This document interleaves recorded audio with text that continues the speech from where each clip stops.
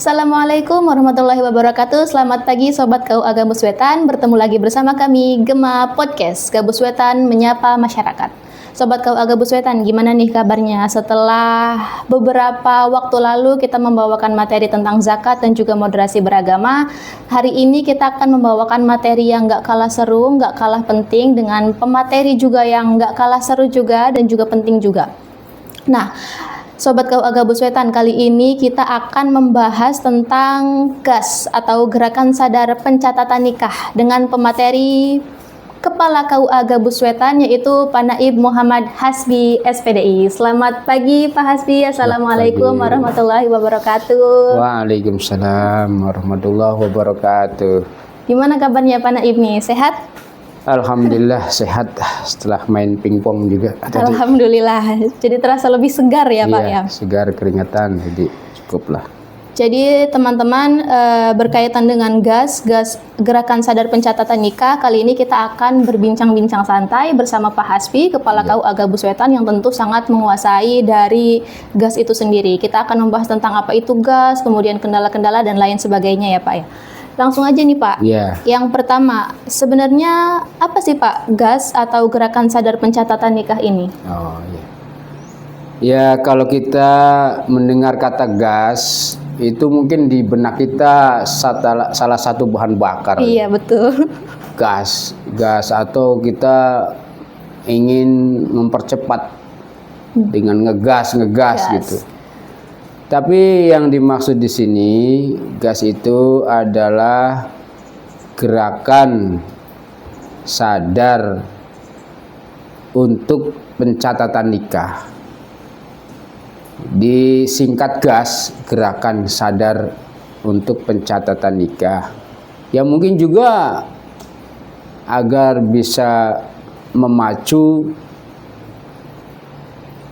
masyarakat agar bersegera, agar juga bersemangat, agar cepat untuk sadar bahwa pencatatan nikah itu adalah penting. Maka digunakan kalimat GAS, Gerakan Sadar untuk Pencatatan Nikah. Jadi GAS itu diharapkan juga bisa memacu semangat ya Pak, semangat masyarakat untuk pencatatan nikah. Tapi nih Pak, kenapa Kementerian Agama kemudian meluncurkan gerakan ini Pak, Gerakan Sadar Pencatatan Nikah ini?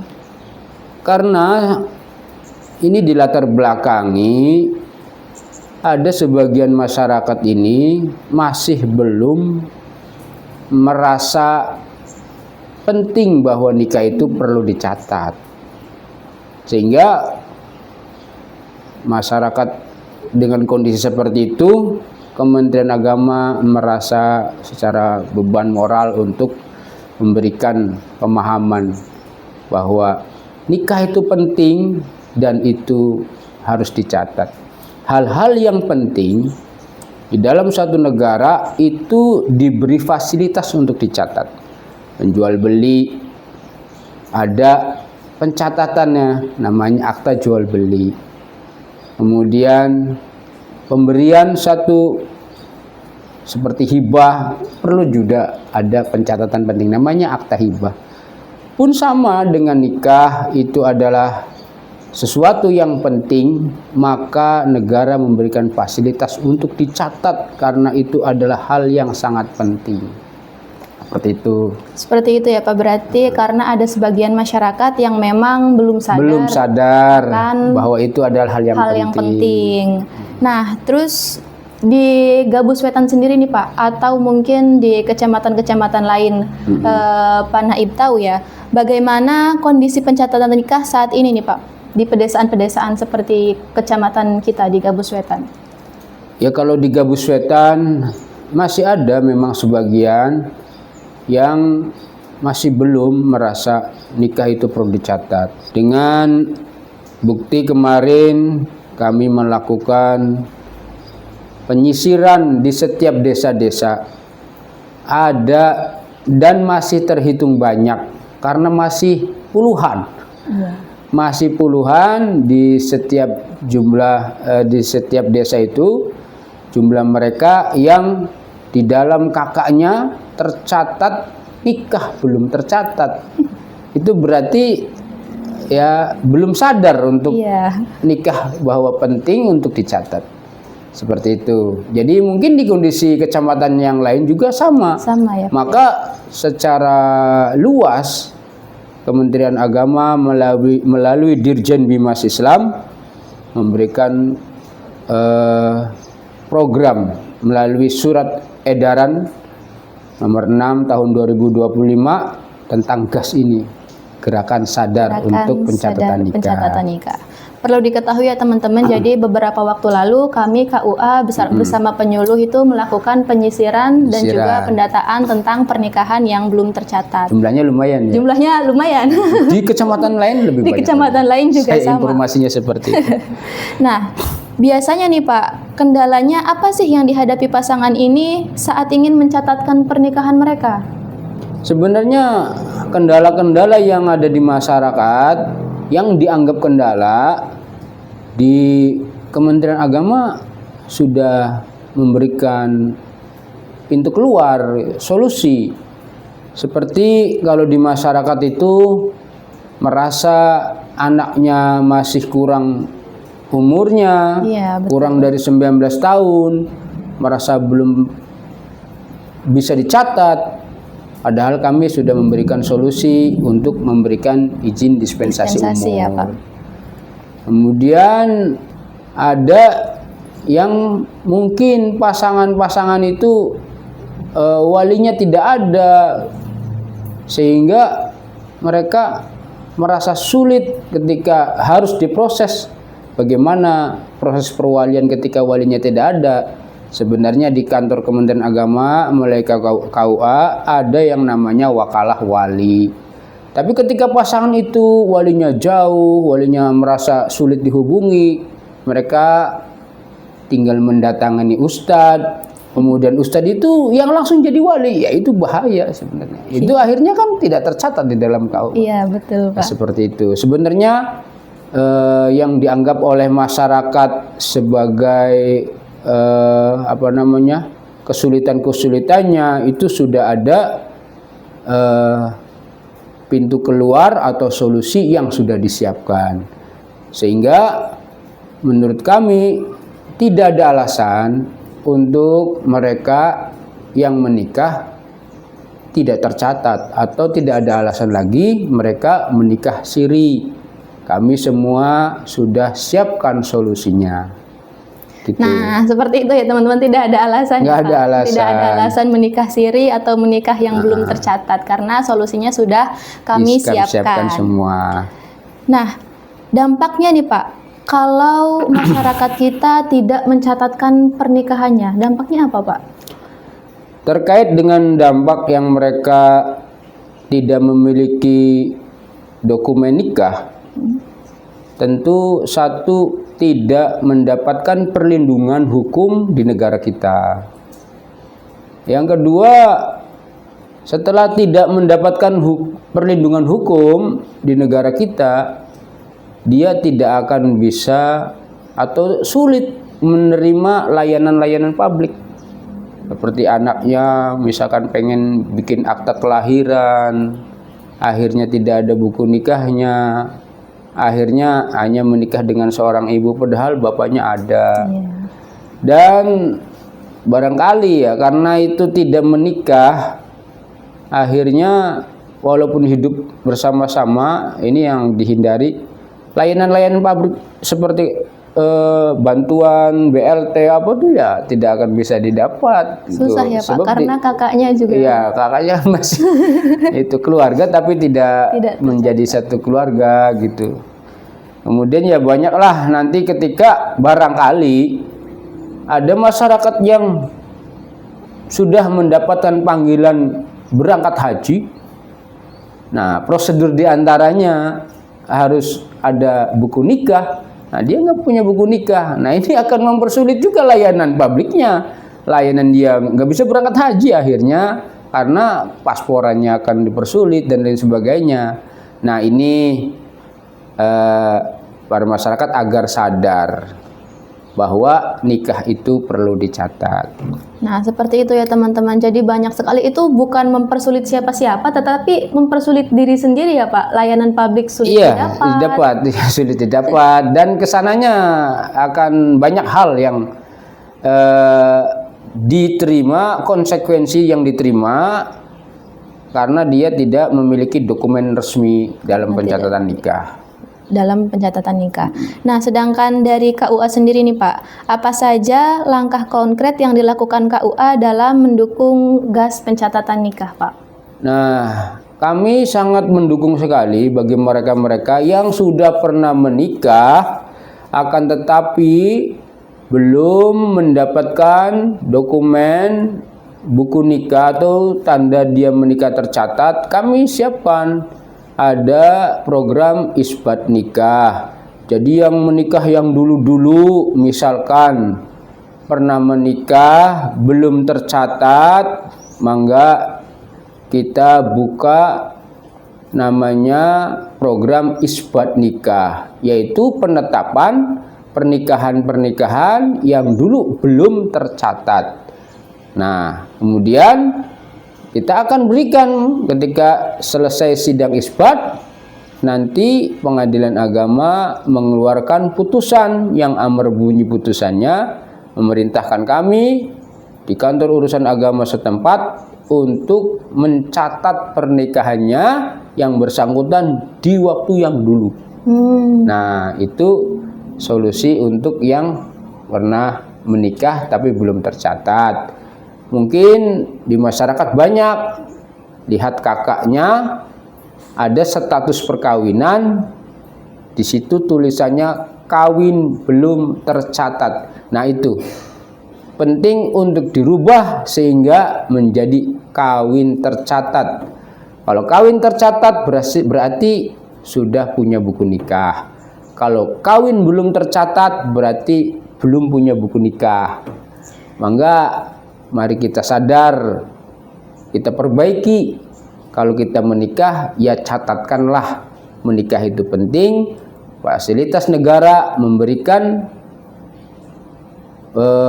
masyarakat yang menikah itu diberi fasilitas untuk dicatat agar mendapatkan perlindungan hukum di negara kita dan layanan-layanan publik lainnya. Tuh teman-teman sobat KUA Gabus Wetan, jadi dicek lagi kakaknya ya, barangkali ada yang pernikahannya belum tercatat, mangga dicatatkan terlebih dahulu. Kita sudah menyiapkan berbagai program agar teman-teman juga nanti dapat mudah mendapatkan fasilitas layanan-layanan publik. Nah, kemudian Pak, kadang kan ada anggapan masyarakat bahwa yang penting menikah secara agama, menikah yang dicatat itu pencatatan nikah itu hanya urusan negara saja gitu. Itu bagaimana Pak menjawab pandangan seperti itu? Ini yang kami khawatirkan. Kami khawatir ada dinamika sosial yang berkembang di dunia, itu yang namanya child free. Child free itu ya anak bebas gitu, tidak punya ayah ibu. Ada itu di bagian belahan dunia ya, mungkin sudah masuk ke kita. Dinamika masyarakat yang merasa nggak perlu orang tua atau kita nggak perlu punya anak gitu. Iya. Nah, juga ada yang dinamika masyarakat hidup bersama tidak perlu pencatatan nikah. Iya. Nah, itu mungkin banyak ya, sehingga mereka itu ya setelah hidup ya karena bercita-citanya juga ingin hidup bersama, mereka tidak bercita-cita punya anak gitu. Dan ini yang kita khawatirkan, sehingga kalau itu berkembang maka ya akan rusak tatanan masyarakat ini. Kemudian juga kita bisa melihat di Jepang itu kan krisis penduduk tuh. Iya, betul Pak. Nah, itu kemungkinan ada pengaruh dari dinamika masyarakat yang berpaham ya hidup bersama tanpa menikah, terus mereka bercita-cita tidak ingin punya anak gitu, seperti itu. kalau kita tidak bercita-cita punya anak, ya buat apa? Kemudian ada ikatan, kemudian buat apa perlu kakak juga? Ya kita hidup bersama aja. Ini yang kita khawatirkan. Maka kami dari Kementerian Agama perlu kiranya ini digas ini, bahwa kita harus segera sadar bahwa nikah itu penting, dan kepentingan nikah itu perlu dicatat secara negara, memang penting, secara agama juga tidak kalah pentingnya dicatat sah secara negara. Nah, teman-teman, ada pesan tadi ya, ada beberapa anak muda yang sekarang ini memutuskan untuk tinggal bersama tanpa menikah, bahkan pun mencatatkan pernikahan. Nah, teman-teman, jangan lupa menikah secara resmi, secara agama itu penting, tetapi secara administrasi negara juga nggak kalah penting ya, Pak ya. Terus nih Pak, pertanyaan selanjutnya, apakah pencatatan nikah ini juga punya nilai ibadah atau maslahat dalam pandangan Islam, Pak? Kalau kita tarik hadis, kita tarik Al-Qur'annya, bahwa di dalam Al-Qur'an ini ketika ada orang berakad hutang perlu dicatat. Kalau di dalam nikah juga kan ada akad itu. Akad. Maka kalau kita mengkiaskan seperti itu, bahwa hutang piutang itu hal yang penting, maka digambarkan untuk dicatat. Kalau kita menganggap nikah itu penting karena di situ ada perjanjian, maka ya mungkin ini satu hal yang mentaati perintah Allah juga untuk dicatat. Kemudian di ayat-ayat yang lain tentunya kita sudah sama-sama tahu bahwa kita mentaati ulil amri juga, berarti kan taat kepada Allah juga. Jadi jangan sampai kita tidak lepas atau bebas di dalam dunia ini, karena kita hidup di dunia ini tentu kita bertempat tinggal di suatu tempat itu ada aturannya, ada pemimpinnya. Nah, mestinya kita sebagai orang yang baik ya harus mengikuti apa aturan di situ, siapa pemimpinnya di situ untuk ditaati. Di mana bumi dipijak, di situ langit dijunjung. Kalau kita hidup di Indonesia melalui Kementerian Agama mengatur para penduduknya agar ketika dia menikah mencatatkan pernikahannya. Maka ini adalah sebagai tanda kita mentaati pemerintah. Berarti kita juga mentaati Rasul dan Allah Subhanahu wa taala. Nah, selanjutnya pertanyaan terakhir nih Pak. Jika ada pendengar yang belum mencatatkan pernikahannya nih, pesan apa sih yang ingin Pak Naib sampaikan kepada masyarakat-masyarakat yang masih belum mencatatkan pernikahannya, Pak?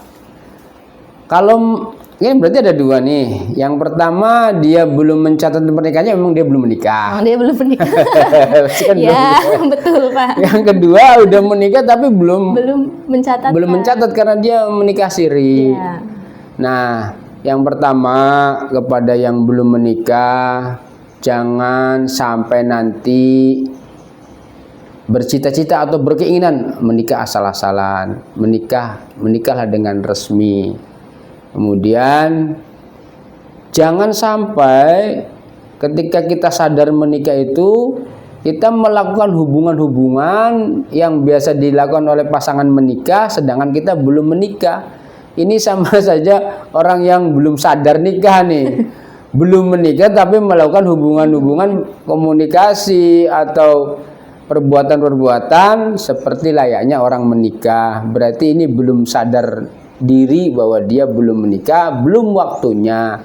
Maka ini hendaklah nanti kalau ingin menikah diperhitungkan dengan baik bagaimana langkah-langkahnya agar ketika dia menikah sudah matang, sudah siap secara lahir, batin, ekonomi dan lain-lain sebagainya. Karena dianjurkan di dalam agama juga kesiapan untuk menikah itu memang harus siap. Nah, diantaranya ya jangan sampai nanti ketika sudah siap segala sesuatunya malah tidak siap untuk dicatat. Nah, ada kan orang seperti itu. Ketika ketemu pasangannya, entah di sekolah, entah di kuliah, entah di tempat mana, di tempat kerja, sama-sama merantau, wah udah sama-sama siap.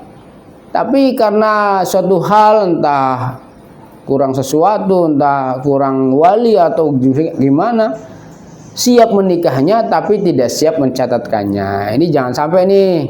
Hendaklah dia orang yang belum menikah ini tetap bercita-cita, berusaha untuk menikah tercatat sah di negara, tentunya sah di agama.